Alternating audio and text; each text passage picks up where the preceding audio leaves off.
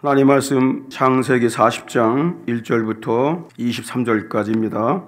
그 후에 애굽 왕의 술 맡은 자와 떡 굽는 자가 그 주인 애굽 왕에게 범죄한지라. 바로가 그 두 관원장 곧 술 맡은 관원장과 떡 굽는 관원자에게 노하여 그들을 시위대장의 집 안에 있는 옥에 가두니 곧 요셉의 갇힌 곳이라. 시위대장이 요셉으로 그들에게 수종하게 하매 요셉이 그들을 섬겼더라. 그들이 갇힌 지 수일이라. 옥에 갇힌 애굽 왕의 술 맡은 자와 떡 굽는 자 두 사람이 하룻밤에 꿈을 꾸니 각기 몽조가 다르더라. 아침에 요셉이 들어가 보니 그들에게 근심빛이 있는지라.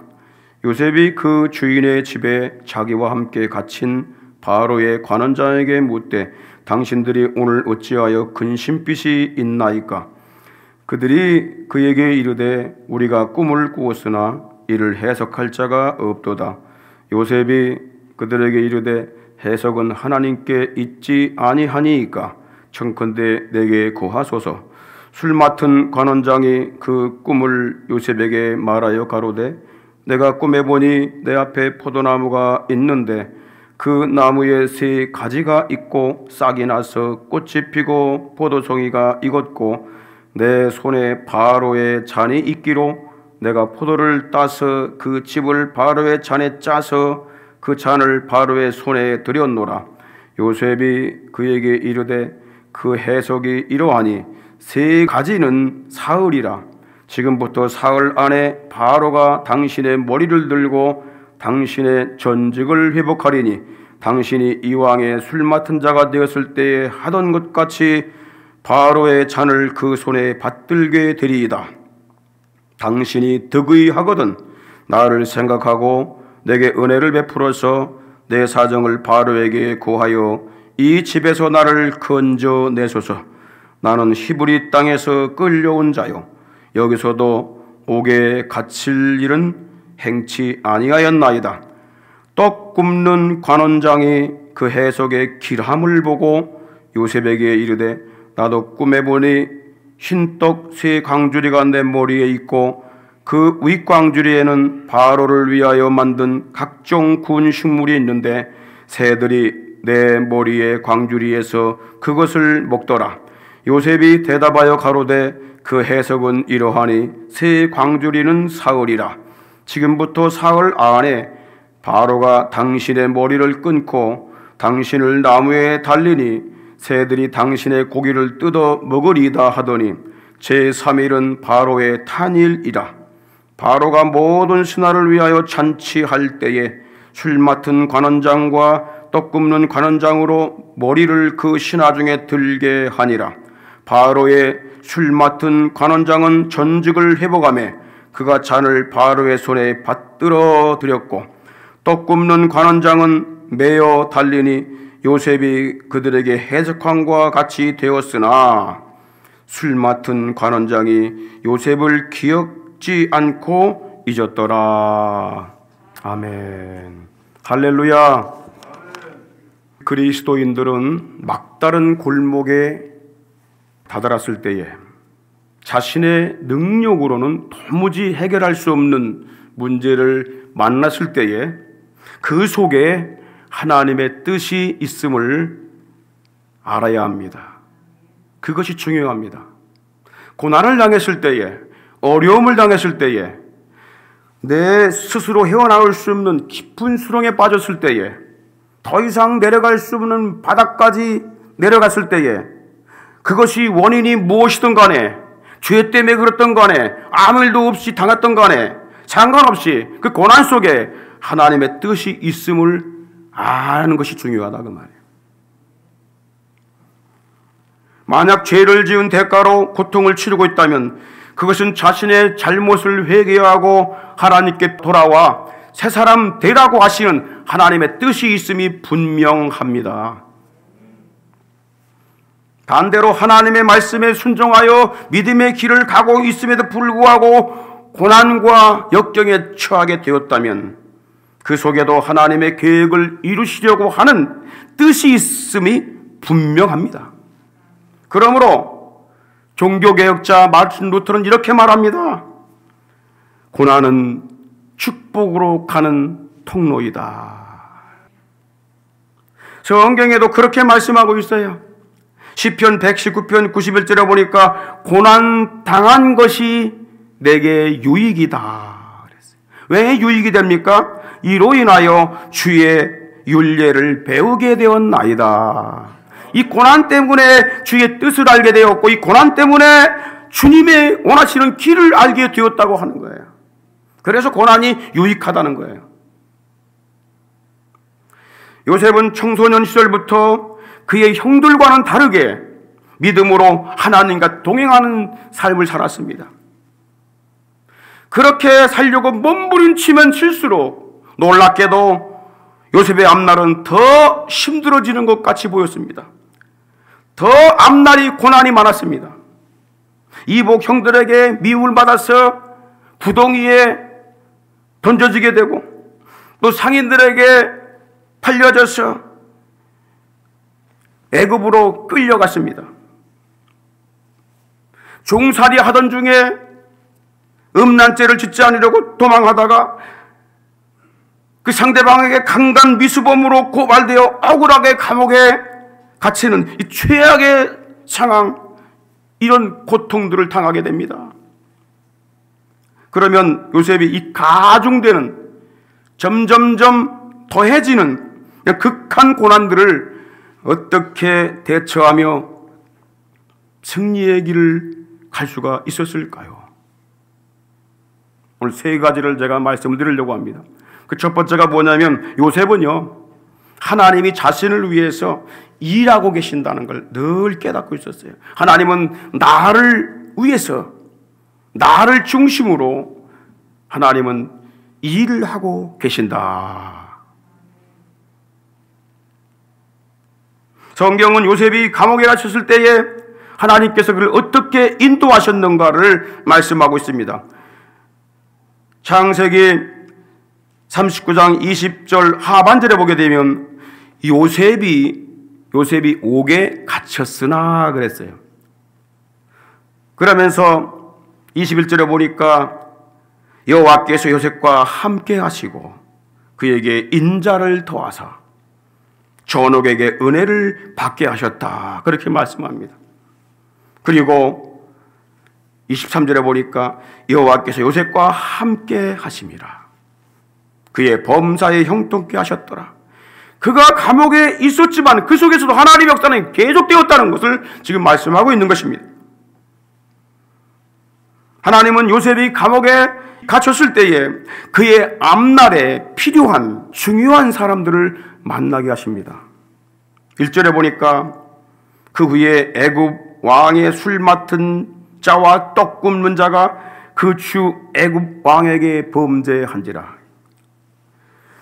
요셉이 왕의 죄수들을 가두는 감옥에 갇힌 후에 바로 왕의 두 신하가 바로에게 범죄해가지고 요셉이 갇힌 감옥으로 들어오게 된 것입니다. 하나는 왕에게 술을 만들어 접대하는 관원장이었고, 하나는 빵을 만드는 관원장이었습니다. 관원장이란 말은 대단히 중요합니다. 그 원어의 뜻을 보게 되면 우두머리, 두목, 방백, 그 말이에요. 우두머리. 그러니까 빵을 만드는 그 모든 총책을 맡은 사람, 술을 관장하는 총책을 맡은 사람, 두 장관은 고위 관직자였습니다. 왕의 요직을 맡고 있는 자들이었습니다. 그런데 2절 3절에 보니까 바로가 그 두 관원장, 곧 술 맡은 관원장과 떡 굽는 관원장에게 노하여 그들을 시위대장 집안에 있는 옥에 가두니 곧 요셉에 갇힌 곳이라. 우연한 일일까요? 요셉이 누명을 쓰고 왕의 죄수들이 갇힌 감옥에 갇힌 것이 우연한 일일까요? 그 후에 왕에게 죄를 지은 두 장관이 감옥으로 들어오게 된 것, 이것이 우연한 일일까요? 4절에 보십시오. 시위대장이 요셉으로 그들에게 수종하게 하매 요셉이 그들을 섬겼더라. 그들이 갇힌 지 수일이라. 요셉을 감옥으로 보냈던 보디발 주인이 시위대장입니다. 그 왕의 시위대장이에요. 그런데 요셉으로 하여금 두 관원장, 죄수로 끌려온 두 관원장을 섬기게 했던 거예요.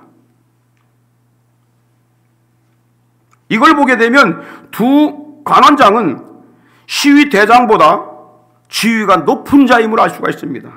특권층에 있는, 여러분, 떡 맡은 관원장과 술 맡은 관원장이 왜 중요한지 아십니까? 왕하고 가장 측근에 있고 가장 높은 자리입니다. 왕 다음에 높은 자리예요. 왜 그런지 아십니까? 왕이 신뢰하지 않으면 절대 이 음식 만드는 일, 술 만드는 일을 맡기지 않습니다.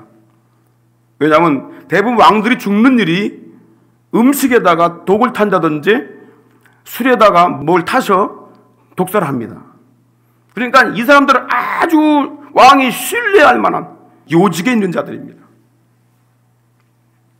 그런데 이 보디발 장군이 요셉으로 하여금 그들을 섬기도록 했다고 하는 것입니다. 이게 우연한 일일까요?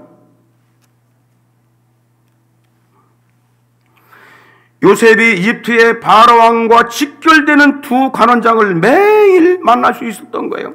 밤이면은 요셉이 자기 감방으로 들어갑니다. 거기서 손과 발에 목에 작고를 채우고 그렇게 또 지냅니다. 그 나시면 풀려나서 두 관원장이 갇힌 방에 들어가서 거기서 그들을 돌보는 일을 했던 것입니다. 요셉은 그들의 얼굴에 근심빛이 있는 것까지 살피며 아주 세심하게 섬겼습니다. 그는 두 관원장을 이 섬기는 걸 통해서 상류층 사람들의 섬기는 법을 배웁니다. 그리고 바로 왕궁의 법도를 배우고요, 예절을 배우게 됩니다. 요셉은 어떤 환경에 처하든지 예수님과 같은 마음으로 사람들을 섬겼습니다. 그가 보디발 주인의 집에 있을 때에도 그랬고요, 감옥에서 죄수들의 업무를 볼 때도 그랬고, 죄를 짓고 들어온 이 관원장을 섬길 때도 그랬습니다. 그는 죄가 없었는데 각종 죄인들을 자기가 정성껏 섬겼다고 하는 거예요. 아무 죄가 없으신 예수님도 이 세상에 오신 이유가 죄인들을 섬기기 위해 오셨다고 말씀합니다. 마태복음 20장 28절에 보게 되면 인자가 온 것은 섬김을 받으려 함이 아니라 도리어 섬기려 하고 자기 목숨을 많은 사람의 대속물로 주려 함이라. 그 은가한 자에게는 의사가 쓸 데가 없습니다. 병든 자에게야 의원이 쓸 데가 있다고 주님 말씀했어요. 다시 말하면 이 세상 사람들에게 예수님이 필요한 것은 모두 죄인이기 때문에 그렇다는 거예요. 그 죄인을 섬기려고 오신 분이 우리 예수님이십니다. 요셉은 예수님과 같은 마음으로 사람들을 섬겼는데 이것이 그리스도인의 삶의 표준임을 알아야 합니다. 직장생활, 사회생활 어떻게 할 것인지, 여러분, 성경대로 우리 살아간다면 무슨 일을 하든지 마음을 다하여 죽게 하듯하라고 말씀합니다. 고린도서 3장 23절입니다. 어떤 일을 하든지 간에, 누구 밑에서 일하든지 간에, 그 주인이 까다롭든 아니면 좋든 간에 내가 섬기는 그 직책을 가졌다면 죽게 하듯 하라. 사람에게 하듯 하지 말라는 거예요. 요셉이 어떤 상황에 놓였든지 간에 예수님과 같은 마음으로 사람들을 섬긴 이유가 무엇일까요? 그 속에 하나님의 역사하심, 하나님의 일하심, 하나님의 도우심, 하나님의 섭리가 있음을 깨달았기 때문에 그런 거예요. 하나님은 만남을 통해서 일하신다. 하나님은 사람을 통해서 일하신다는 거예요. 그런데 내가 그 하나님 만나게 한 그 사람을 갖다가 내가 배척하고 외면하고 배반함으로써 하나님이 하시는 일을 틀어지게 만들 수가 있다는 것입니다. 도널드 반 하우스라는 성경 주석가가 이렇게 말합니다. 하나님은 왕에서부터 간수에 이르기까지 모든 사람을 시계에 맞추거나 그 태엽을 감는 것처럼 지휘하셨다. 그러므로 그리스도인들이 염려하거나 초조해하는 것은 대단히 죄스러운 일이다. 하나님은 별들을 바로 그들의 궤도로 움직이게 하셔서 그분의 뜻을 이루시고, 또 그분은 사람들의 열망과 권력자들의 결정을 다스리셔서 그분이 계획하신 것을 성취하신다고 말씀합니다.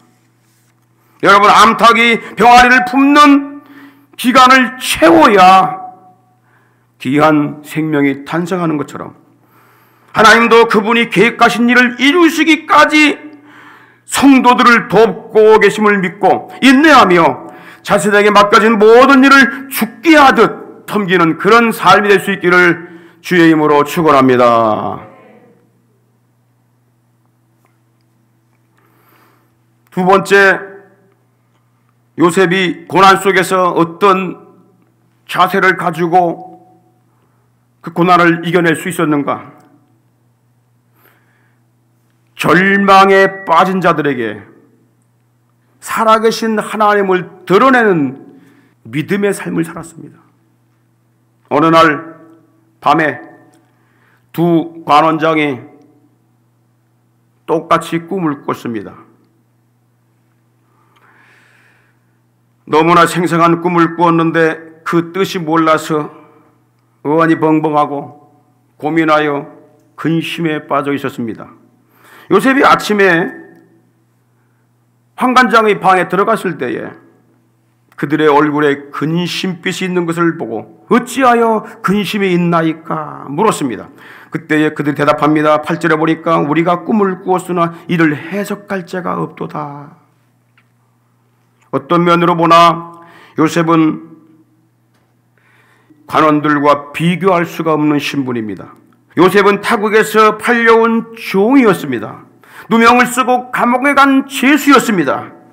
그곳에서도 관원장들을 섬기는 시종 몸종에 불과했습니다.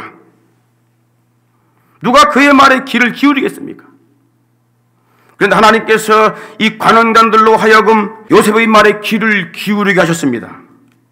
한밤의 꿈을 통하여 그들의 호를 슬프게 했고 근심으로 그들을 낮추셨습니다. 그들은 육신의 고통을 잘 견딜 수 있을 만큼 강한 자들이었습니다. 그러나 하나님은 꿈을 통하여 그들의 기세 등등함을 낮추셨습니다. 하나님을 모르는 교만한 권세자들, 고만한 정권자들, 교만한 주권자들, 하나님이 어떻게 낮추는지 아십니까? 방법이 참 많습니다. 그런데 그들을 깨우치시는 다양한 방법이 있지만은 하나님께서 특별히 사용하시는 방법이 하나 있는데 그것이 말하면 꿈입니다. 꿈을 통해서 교만함을 낮추시고 그들의 기세를 꺾어버리시는 것입니다. 환난을 통해서도 그렇게 하지만은 환난이 넘어가면은 또다시 교만해져요. 그래서 하나님께서 꿈을 통해서 한 번 말씀하시고 또 말씀하시고 또 보여주시고 해가지고 그들로 하여금 기세를 완전히 꺾어버리시는 거예요.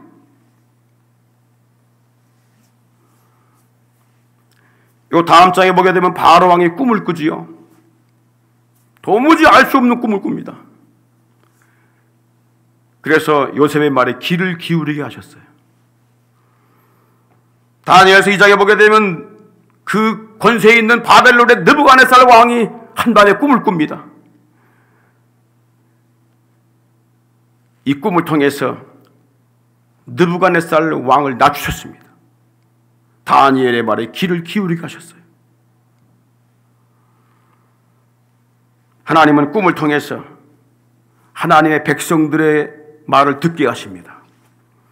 여러분, 욥기 33장 14절로 17절에 보십시오. 사람은 무관히 여겨도 하나님은 한 번 말씀하시고 다시 말씀하시되 사람이 침상에서 졸며 깊이 잠들 때에나 꿈에나 밤의 이상 중에 사람의 귀를 여시고 인치듯 도장을 찍듯 교훈하시나니 왜 그렇게 하시는가? 이는 사람으로 그 꾀를 버리게 하려 하심이며 사람에게 교만을 막으려 하심이라. 하나님이 교만을 막는 방법, 그들의 계략과 모략과 그리고 이 괴수를 막는 방법 여러 가지가 있지만은 그들의 이 마음속에, 그들의 혼 속에 꿈을 꾸게 하심으로 그들을 낮추시고 납작하게 엎드리게 만든다는 거예요. 그게 하나님의 일하시는 방법이라는 것이.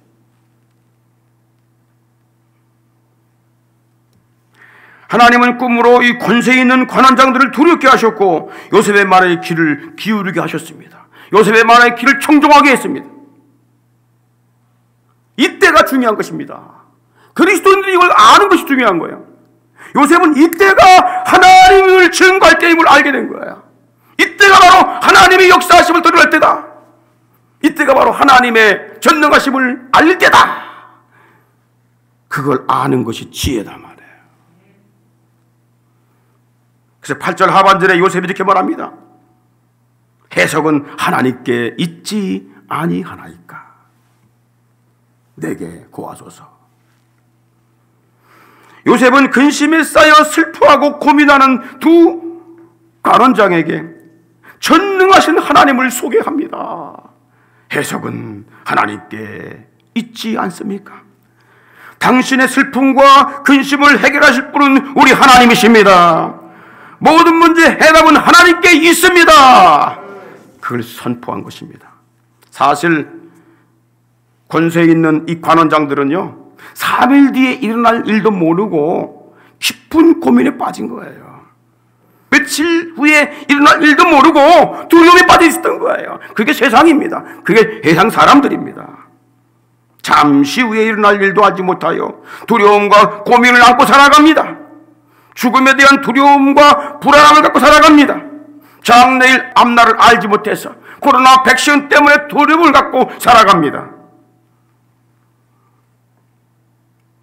요셉은 두려움이 없었겠습니까? 그러나 그는 그런 두려움이 없었습니다. 왜 그럴까요?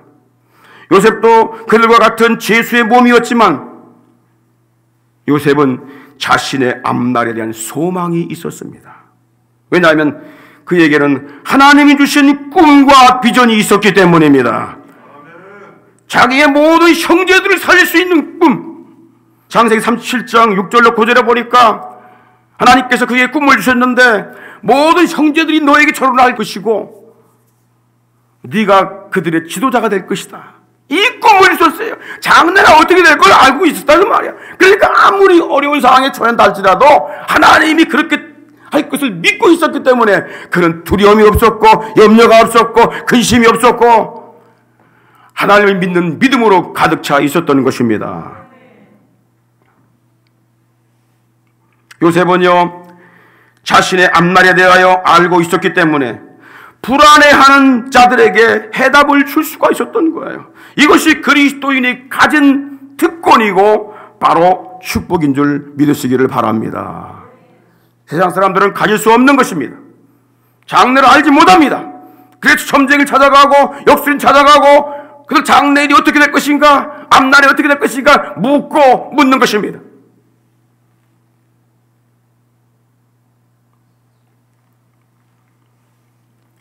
자신의 장래를 알고 있는 그리스도인들은 죄 때문에 인생의 앞날 때문에 번뇌하는 사람들에게 살아계신 하나님을 증거해야 하는 것입니다.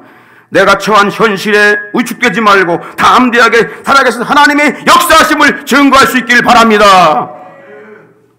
바울이요 복음을 전하다가 붙들려서 로마로 호송되는 중에 배를 타고 가는데 큰 풍랑을 만났습니다.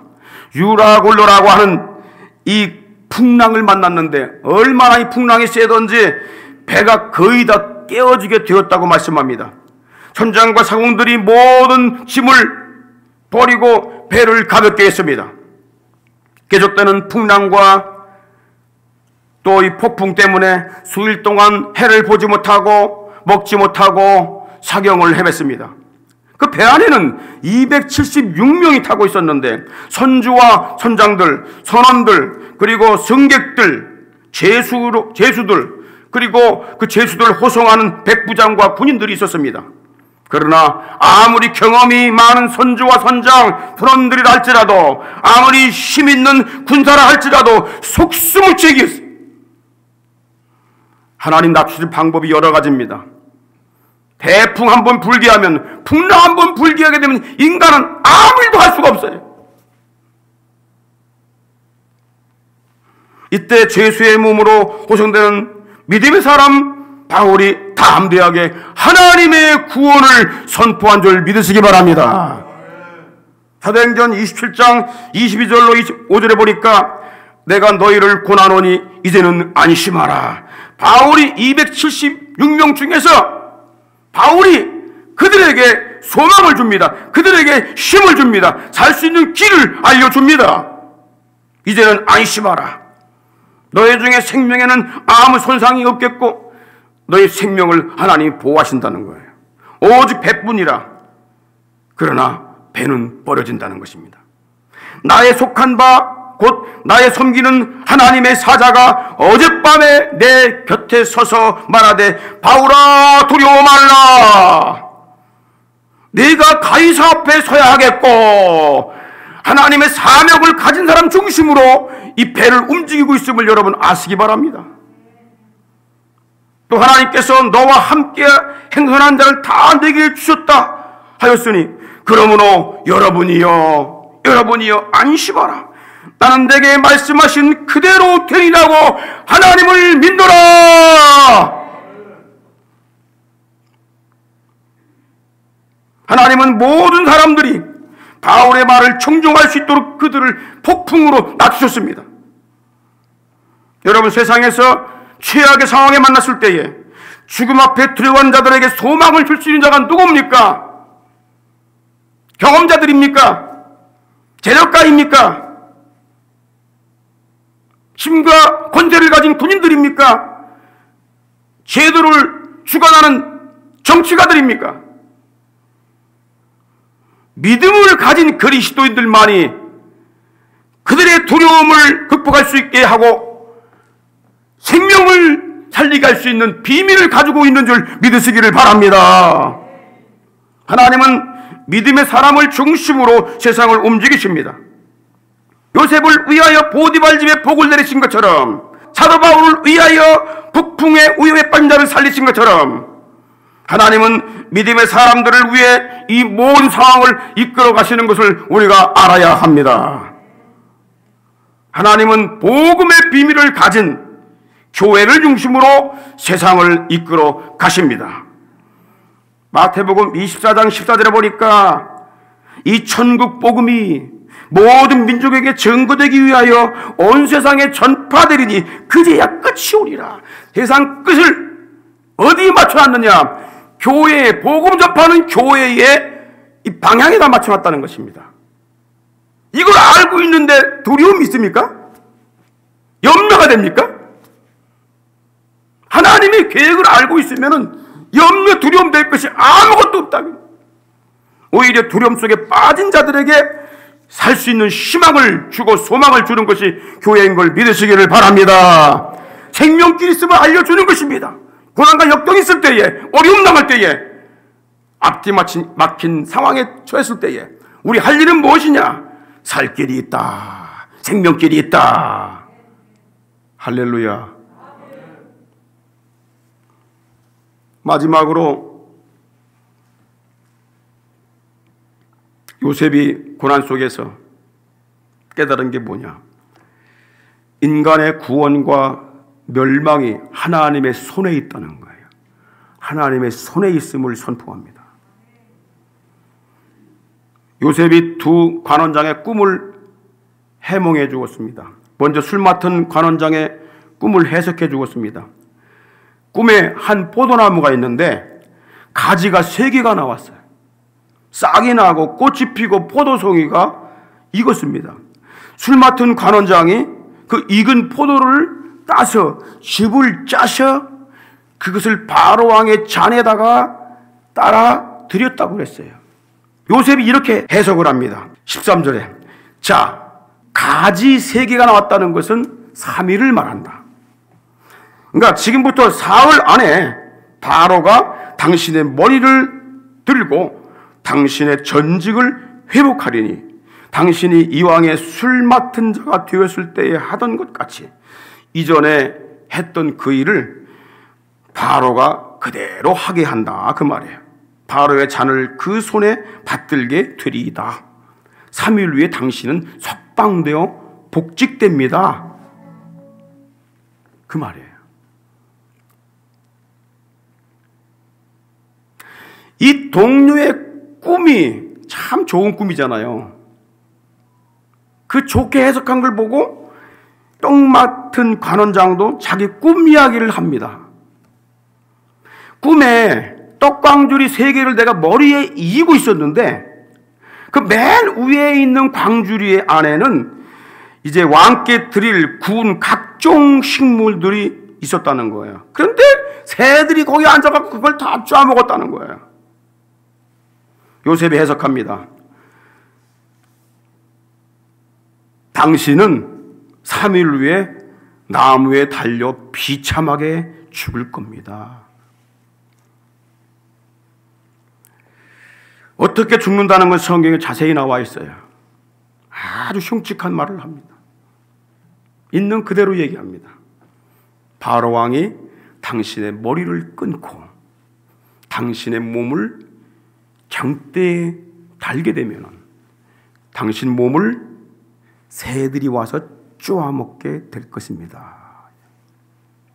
요셉의 해몽대로 3일 후에 바로의 생신입니다. 바로의 탄일이 되어서 잔치를 신하들을 위해서 열었는데 술 맡은 관원장은 감옥에서 풀려나 복직되어 바로의 잔에 술을 따라드렸고 떡 맡은 관원장은 나무에 달려 사형을 당했습니다. 이 사건은 예수님이 십자가에 달리실 때에 함께 못 박힌 2명의 강도를 기억나게 합니다. 요셉이 무죄로 감옥에 갇혔을 때에 2 범죄자와 함께 있었던 것처럼 예수님도 죄 없이 십자가에 달리실 때에 2명의 살인 강도가 함께 십자가에 매달리게 됩니다. 2 관원장 중에 술 맡은 관원장이 복직된 것처럼 2 강도 중에 한쪽 강도는 구원을 받아 예수님과 함께 낙원에 들어갔습니다. 또 빵 굽는 관원장이 사형을 당한 것처럼 한쪽 강도는 구원받지 못하고 멸망을 당했습니다. 그러면 요셉이 술 맡은 관원장이 왕궁으로 복귀될 것을 어떻게 알았을까요? 참 이상하게도 이 성경에 그 관원장 2 사람이 무슨 죄를 지었는지 그게 나오지 않습니다. 또 바로 왕은 무슨 죄를 지었기에 그들을 감옥에 보냈는지 이 설명이 나오지 않아요. 왜 그런지 아십니까? 하나님은 놀라운 비밀들을 알려주려고 그런 거예요. 여러분, 요셉이 술 맡은 관원장이 왕궁으로 복귀될 것을 어떻게 알고 선언했을까요? 술 맡은 관원장이 포도즙을 왕께 짜서 드렸다는 거예요. 대단히 중요합니다. 이걸 듣고 그가 복귀될 걸, 살 걸 알았다 그 말이에요. 이게 하나님이 사람 살리는 방법입니다. 당신 죄가 사함받고 안 사함받고 이게 문제가 아니라 당신이 포도즙을 짜서 왕에게 드렸기 때문에 당신은 복직됩니다. 당신은 죽지 않고 삽니다. 당신은 생명을 얻습니다.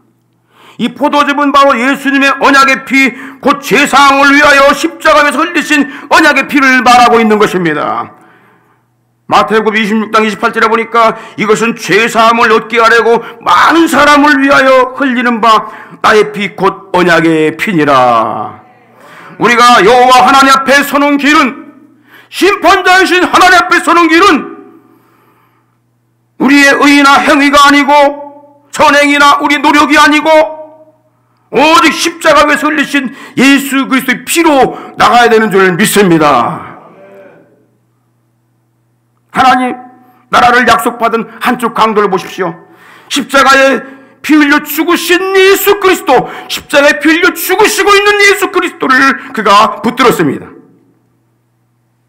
누가복음 23장 42, 43절에 보니까 예수여 당신 나라 임하실 때 나를 생각하옵소서 하니 예수께서 이르시되 내가 진실로 내게 이르노니 오늘 내가 나와 함께 낙원에 있으리라. 이 강도는 생명이 꺼져가는 마지막 순간에 십자가에 매달려 피 흘려 죽으시는 예수님을 붙들었기 때문에 하나님이 계신 낙원에 복직될 수가 있었던 것입니다. 또한 요셉이 떡 맡은 관원장이 사형당할 것을 어떻게 알았을까요?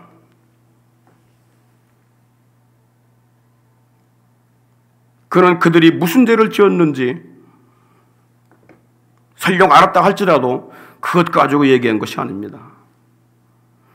하나님이 주신 꿈을 가지고 얘기합니다. 그들에게 꾸게 한 꿈을 가지고 말합니다. 당신은 죽습니다. 멸망합니다. 왜냐하면 당신은 왕께 드릴 빵을 새에게 빼앗겼기 때문입니다. 그런 꿈이라도 새가 채가지 못하도록 그 빵을 지켰어야 했는데 채가도록 방치를 했습니다. 다 먹도록 방치를 해버렸어요. 이것 때문에 그가 사형을 당한 것입니다. 여러분, 빵이 어떻게 만들어집니까? 빵은요, 곡식 있죠. 그것을 빻아가지고 가루를 내서 만드는 것입니다. 이 빵은 바로 십자가에 달려 찢기신 예수 그리스도의 몸을 말씀하고 있는 것입니다. 그래서 마태복음 26장 26절에 보니까 저희가 먹을 때에 예수께서 떡을 가지사 축복하시고 떼어 제자들을 주시며 가라사대 받아 먹어라 이것이 내 몸이니라.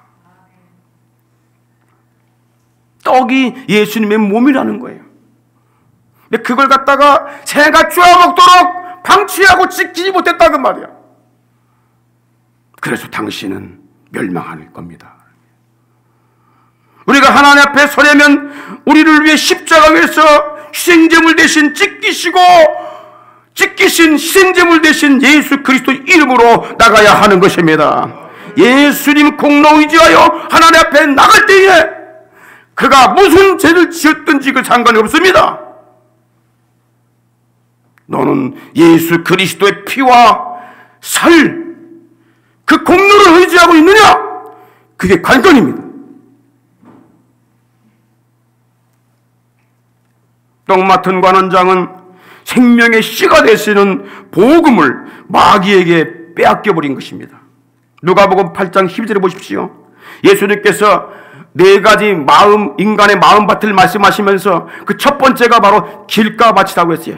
길가에 씨앗이 떨어졌는데 길이 단단하기 때문에 새가 와서 그 씨앗을 쪼아 먹어버렸다는 것입니다.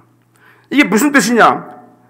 누가복음 8장 12절에 이렇게 말씀하십니다. 길가에 있다는 것은 말씀을 들은 자니, 생명의 말씀, 복음의 말씀을 들은 자니, 이에 마귀가 와서 그들로 믿어 구원 얻지 못하게 하려고 말씀을 그 마음에서 빼앗느니라. 마귀 하는 일이 뭐냐면 우리 구원을 빼앗는 것입니다.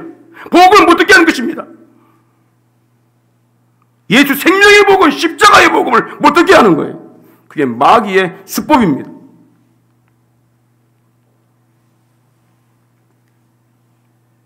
구원받지 못한 한쪽 강도도 영생의 떡이신 그분을 받아들이지 않았습니다. 생명의 떡이신 예수 그리스도를 거부했습니다. 그는 마음이 길가밭처럼 강팍했습니다. 누가복음 23장 39절에 보십시오. 달린 행악자 중 하나는 비방하여 가로되 내가 그리스도가 아니냐, 너와 우리를 구원하라. 이게 요청하는 것처럼 보입니까? 비방하는 것입니다. 비꼬는 겁니다. 이 강도는 예수님이 그리스도인 것을 알고 있었어요. 듣고 있었어요. 하지만 믿지 않았습니다. 사도 바울이 선택받은 유대인들에게 이렇게 말합니다. 너희들은 원가지다. 원가지야. 그런데 믿지 아니함으로 잘려나갔다. 그런데 이방인들, 돌감나무 이방인들은 믿음으로 접붙임 받다. 그러니까 너희들도 믿어야 접붙임 될 수 있다. 믿지 않으면 아무리 알아면 뭐합니까? 성경을 많이 알고 아무리 복음을 안다 할지라도 예수님이 나의 주님이고 생명길로 가는 핵심되는 그분이 예수님이라는 걸 내가 받아들이지 않고 믿지 않으면 아무 소용이 없다는 거예요. 내가 소유하고 있으면 뭐합니까? 마지막 심판 때에 예수님이 난 너를 모른다 끝나는 거예요.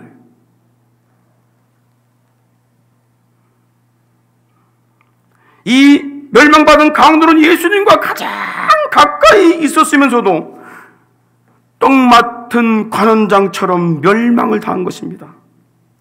요한복음 6장 53절로 55절에 보면 이렇게 말씀합니다. 예수께서 이르시되 내가 진실로 진실로 너에게 이르노니 인자의 살 나의 살을 먹지 않고 나의 피를 마시지 아니하면 너희 속에 생명이 없느니라. 내 살을 먹고 내 피를 마시는 자는 영생을 가졌고 마지막 날에 내가 그를 다시 살리리니 내 살은 참된 양식이요 내 피는 참된 음료로다. 여러분, 우리는 이 특권을 가진 사람들이에요. 왜 그러냐면 우리는 세상의 끝과 그리고 내가 죽으면 어떻게 된다는 걸 이미 알고 있습니다. 이게 자체가 바로 축복을 받은 사람들입니다. 특권을 가진 것입니다. 은혜를 받는 것입니다. 잠시 후에 일어날 일뿐만 아니라 먼 장래에 일어날 일, 그리고 이 세상 끝날 때 일어날 이후의 일들까지 다 알고 있는 자들이 우리 그리스도인들이다. 특권을 가진 것입니다. 우리 생명은 하나님 안에 보장이 되어 있습니다. 그리스도 안에 보장이 되어 있는 걸 믿으시기 바랍니다. 걱정할 게 뭐가 있습니까? 염려하고 두려울 게 뭐가 있습니까? 주님이 나와 함께 가시는데 보라 세상 끝날까지 내가 너희와 항상 함께 있으리라. 요셉이 감옥에 갔든지 종살이 하든지 어디 가든지 하나님이 요셉과 함께 하심으로 그것이 하나님의 큰 축복인 줄 믿으시기 바랍니다. 그렇다면 이제 우리는 어떻게 살아야 되죠? 우린 잠시 후에 일어날 일도 알지 못해서 두려워하고 근심하고 염려하고 번민하고 죄악에 빠진 사람들을 요셉이 그랬던 것처럼 섬겼던 것처럼 섬겨야 된다는 것입니다. 그리고 그들에게 구원과 심판이 있음을 분명하게 알려줘야 됩니다. 그리고 생명길이신 예수 그리스도를 증거해야 될 줄 믿습니다. 그들이 하나님 나라의 왕궁에 주님과 함께 영광의 자리에 복직될 수 있도록 하기 위해서, 그리고 예수 그리스도의 십자가를 붙들 수 있도록 담대하게 증거하는 삶을 살아야 할 줄 믿습니다. 구원은 종교 지도자들이나 군인들이나 정치가들이나 인간의 제도나 종교에 있는 것이 아니라 오직 예수 그리스도 십자가의 공로를 의지하는 자에게 있음을 믿으시기를 바랍니다. 할렐루야!